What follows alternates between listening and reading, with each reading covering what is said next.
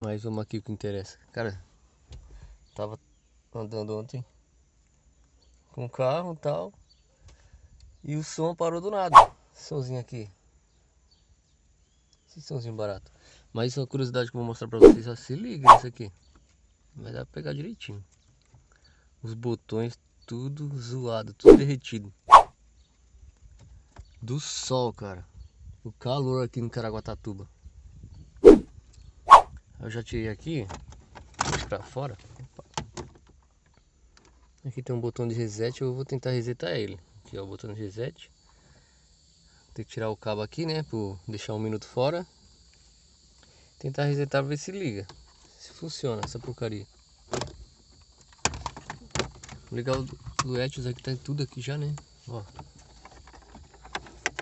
Tem os cabos tudo aqui da multimídia já. Só comprar a multimídia e ligar. Mas vou ver aqui, vou resetar ele, vou ver se liga. Se ligar, beleza, senão só outro. Que eu nem sei se tem conserto dessas porcaria aqui.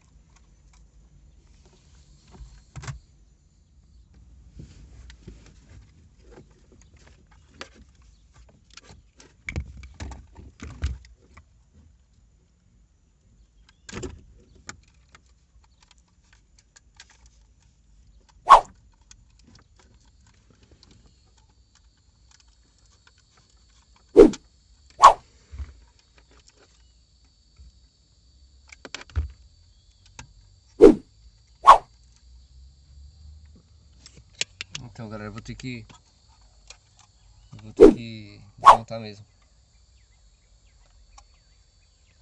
Vou desmontar e se tiver jeito aí eu volto aí e posso, beleza? Dou alguma dica aí de como que eu arrumei, caso alguém precise. Beleza? Até mais tarde.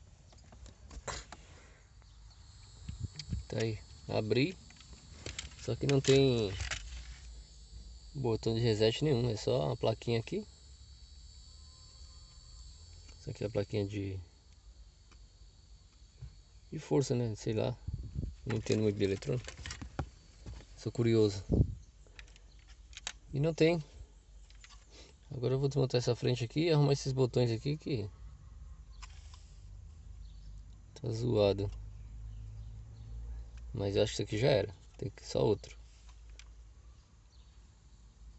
Vou só dar uma placa dessa aqui, do jeito que é vagabundo, ela derrete no ferro de solda.